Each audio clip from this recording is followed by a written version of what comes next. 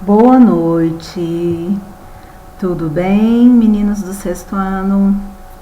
Então, eu tô aqui para estar gravando para vocês essa videoaula que vai falar sobre o gênero textual carta do leitor. Esse gênero textual é o que nós iremos ver durante essa semana e depois vocês irão fazer as atividades da apostila, ok?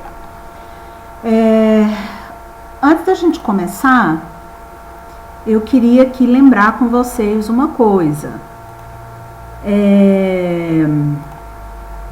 Gênero textual. O que é gênero textual? Gênero textual é a mesma coisa que tipo de texto. Lembra que nós vimos alguns outros gêneros textuais do começo do ano até agora?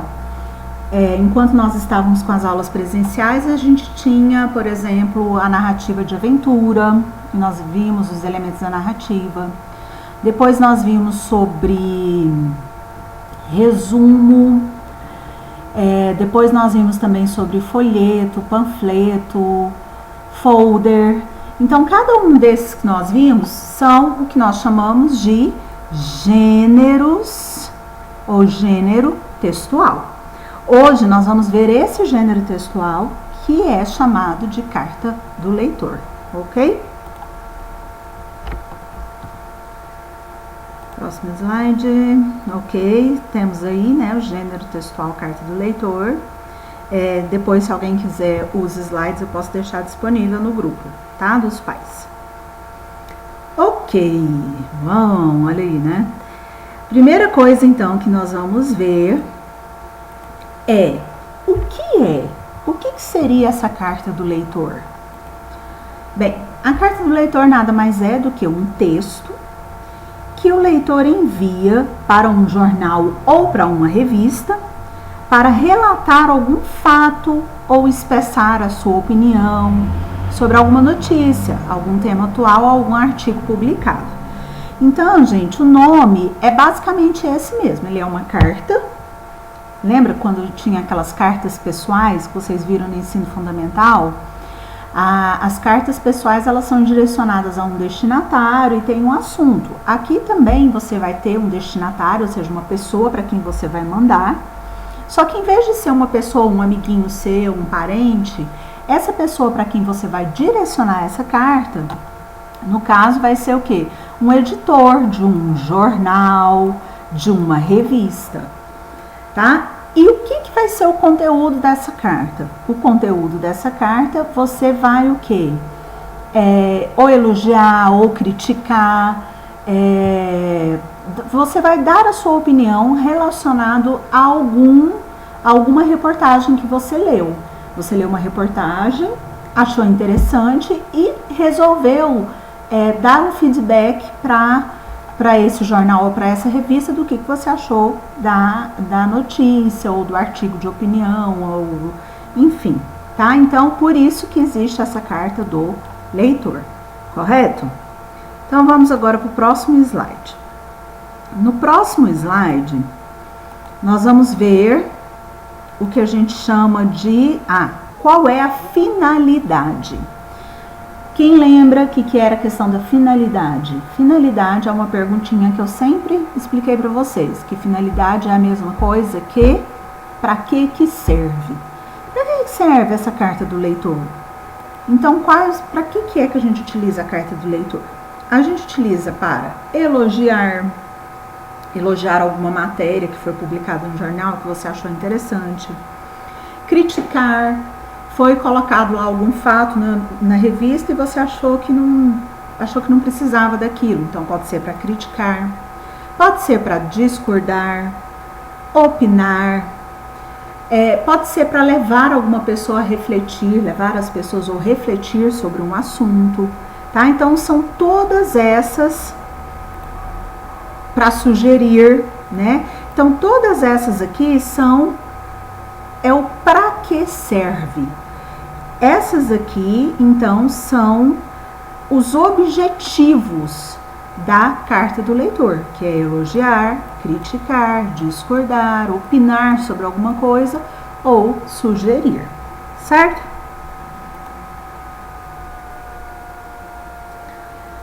Próximo slide nosso vai falar sobre as características.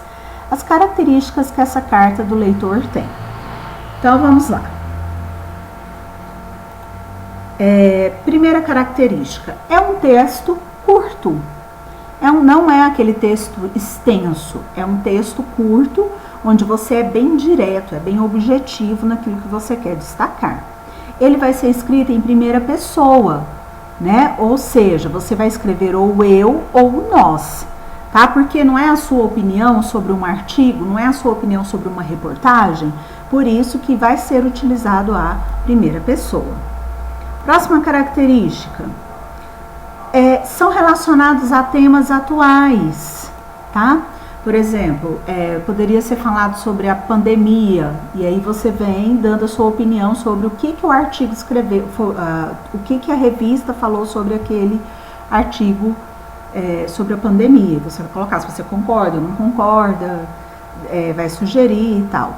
E ele é de caráter o quê? Subjetivo. O que é subjetivo? É relacionado ao que você acha. Lembra que tudo que é subjetivo diz respeito a uma pessoa individual. E cada pessoa é única e cada pessoa tem a sua opinião, certo? Então, se ela tem cada um tem a sua opinião, é por isso que ele é tido como subjetivo. Porque eu posso ter uma opinião, você pode ter uma outra, a sua mãe pode ter outra opinião e assim por diante. Por isso que ele é subjetivo. Próxima característica é linguagem simples. Você vai utilizar uma linguagem simples, mas eu quero lembrar aqui que quando eu falo que é uma linguagem simples, não quer dizer que você vai utilizar essas palavras que são utilizadas na linguagem coloquial, ou seja, na linguagem do dia a dia, tipo, você tá bom? Como é que foi seu dia, belê? Essas coisas você não vai colocar numa carta do leitor, mas você vai utilizar uma linguagem simples, tá? Não precisa usar aquelas palavras rebuscadas demais, aquelas palavras que têm significados que a gente nem sabe o que é. Então tem que ser uma linguagem simples, tem que ser uma linguagem clara e tem que ser uma linguagem objetiva. Você não pode ficar enrolando muito, tá? Você tem que ir direto ao assunto, certo? Próxima característica, presença de destinatário e remetente. Igual eu falei para vocês, lembra daquelas cartas pessoais? Destinatário é uma palavra que vem de destino. Destino não é para onde alguém vai. Então, destinatário é para quem você vai mandar essa carta. Geralmente, o destinatário ele vai ser ou a pessoa que publicou o artigo, o repórter, o entrevistador, enfim, ou o próprio editor, o editor da revista, o editor do jornal. E o remetente é quem manda. Se o destinatário é para onde vai, o destino daquilo dali, para onde vai, então o remetente, no caso, seria quem vai mandar a carta. No caso, que vai ser você, certo? Próxima característica, é um texto expositivo e argumentativo. Texto expositivo é onde você expõe a sua opinião. Texto expositivo, você vai expor a sua opinião. E o texto argumentativo é aquele texto onde você vai justificar, vai argumentar, vai justificar a sua opinião. Então, por exemplo, falando lá sobre a reportagem sobre pandemia. Tá falando que houveram aumentos de casos, houve, né, no caso, um aumento de casos de violência doméstica durante a pandemia. Se você não concorda, você vai falar, não concordo, esse fato não é real, esses dados não são. Só que você também não pode colocar, dar uma opinião sem lógica, né? A sua opinião ela tem que ser fundamentada. E aí você vem com o argumento. Os casos não estão crescendo, eles já existiam. Não foi por conta da pandemia, não foi por conta da quarentena que houve esse aumento. Por exemplo, essa seria uma justificativa, um argumento. Certo? Então, essas são as características. Texto curto, escrito em primeira pessoa, temas atuais de caráter subjetivo, porque cada pessoa tem a sua opinião. É uma linguagem simples, nada de palavras complicadas, uma linguagem clara e uma linguagem direta, objetiva. Tem a presença do destinatário, que é para onde, né, você vai mandar a carta, no caso o editor do livro, do editor do jornal ou da revista, e o remetente você. É um texto expositivo, porque você dá a sua opinião, e é um texto argumentativo, porque você vai justificar a sua opinião, certo? Vamos para o próximo slide? O próximo slide vai falar da estrutura da carta do leitor. Então, a carta do leitor, ela tem uma estrutura, e é isso que nós iremos ver. Quais são as partes que tem que ter nessa carta do leitor? Primeira coisa, toda carta não tem que ter uma data, ou seja, um local e a data. Aqui na carta do leitor, você também vai colocar o local e data. Próxima coisa, vocativo. O vocativo, gente, é o nome da revista, o nome do jornal, ou o nome do editor, ou o nome da pessoa que fez a reportagem, ou seja, é para quem você vai direcionar a sua carta, tá? Então, geralmente é utilizado alguns pronomes de tratamento, algumas expressões, né, para chamar a atenção da pessoa. Senhor diretor, senhor repórter fulano de tal, caro editor do texto, tal, editor da revista, tal, tá bom? Próxima coisa, introdução. A introdução é o assunto que será apresentado. Então, nessa introdução, você vai colocar lá, você vai fazer referência a qual texto você estava lendo. Ah, eu li sobre a pandemia, então você vai colocar relacionado ao texto publicado tal dia sobre o assunto da pandemia. E aí você vai e dá a sua opinião, certo? É importante dar a opinião. Esse é o objetivo da carta do leitor, certo? Próxima coisa, desenvolvimento. No desenvolvimento é onde você vai argumentar. Lembra, se você falou que você não concorda que houve um crescimento da violência doméstica, você tem que argumentar. Por que você acha que não houve um crescimento da violência doméstica? Então, você entra com as suas argumentações. São os porquês, as justificativas, tá? Todas essas justificativas e esses porquês têm que ser fundamentado em fatos, em notícias, em dados, tá bom? Não pode ser só assim, eu acho isso porque eu acho. Não pode ser, né? Ou, por exemplo, você pega e fala assim, não, a poluição não está aumentando. E aí você justifica. Ela não está aumentando, por que não está aumentando? Isso não é uma justificativa, você tem que ter uma justificativa coerente, tá? Fundamentada em fatos. Próxima coisa, conclusão. A conclusão, você vai arrematar as suas ideias, você vai finalizar as suas ideias e vai sugerir algo. Você vai dar uma solução, vai dar uma sugestão, se você assim tiver, né? No caso, vai sugerir sobre o que você falou aqui na introdução, certo? Acabou? Não, não acabou não, ainda tem mais uma coisa. Tem a despedida que você vai fazer. Então, essa parte aqui, ó, introdução, desenvolvimento e conclusão, elas fazem parte do corpo da carta, tá? O corpo da carta é isso, a introdução, o desenvolvimento e a conclusão. Acabou, passou essa parte aqui do corpo da carta, que a gente chama de corpo da carta, você vai despedir. Você não vai, um beijo pra você, não. Você está falando com uma pessoa que você nunca tinha conversado antes. Então, você vai colocar atenciosamente, ou aguarde respostas, ou fique bem, alguma coisa nesse sentido, tá? Não algo que tem que ser uma coisa mais formal, uma despedida formal. E por último, a assinatura, que é o seu nome, no caso o nome do leitor. Então, basicamente, essa é a estrutura da carta do leitor. É bem parecida com a carta pessoal que a gente utilizava. A única coisa que vai diferenciar é o fato de que o nome para quem, né, você está se dirigindo é uma pessoa que você não conhece. Assim como a despedida é mais formal também. E o assunto desse texto. Então, vamos lá para o próximo slide. O próximo slide vai falar sobre como que essa carta é publicada. Vocês viram, a gente acabou de ver que há uma estrutura da carta, certo? essa carta, ela é publicada na íntegra, ela é publicada do mesmo jeitinho que você mandou, ela vai ser publicada? Não. Existe aí alguns critérios para essa carta ser publicada. Aliás, o simples fato de você mandar a carta para o editor não significa que ela será publicada. Tem toda uma equipe que vai analisar e vai verificar se a sua carta, se ela é importante, se ela foi interessante, se ela deve ser publicada ou não. Primeira coisa, então, costuma-se suprimir a introdução e a despedida. Então, daquela estrutura toda que nós vimos lá, geralmente a introdução eles tiram ou a despedida eles tiram, tá bom? Para poder ser publicado na revista ou no jornal. Próxima coisa, são feitas logicamente correções ortográficas, né? A gente sabe que nossa língua é um tanto quanto complicadinha, né? Então, ali você vai ter uma equipe formada para aquilo dali que vai fazer essas correções ortográficas.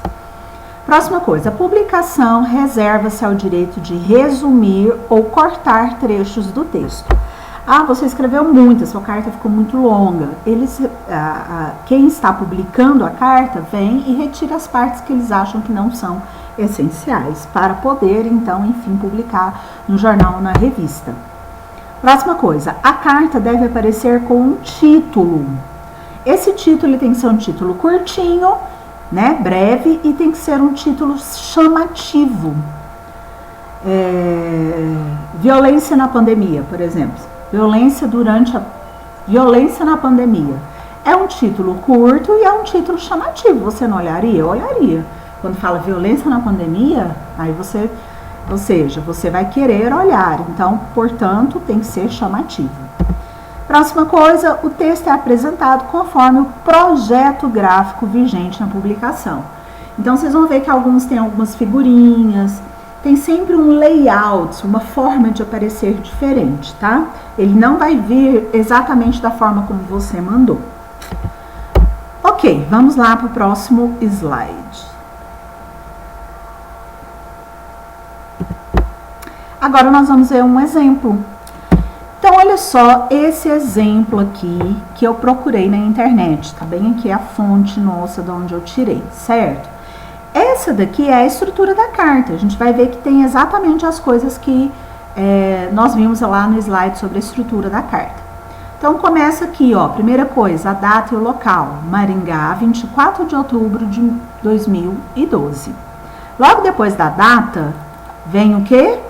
Vem o vocativo, né? Ou seja, para quem você está direcionando. Caro editor da revista Meus Filhos.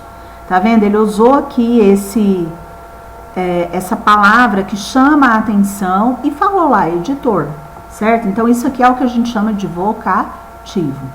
Então, olha só, depois que você observar, tem exatamente 3 parágrafos, ó. Primeiro parágrafo, segundo parágrafo, terceiro parágrafo. Nesse primeiro parágrafo é onde tem a introdução, onde a gente tem que falar sobre sobre qual reportagem nós queremos nos referir, né? Olha só.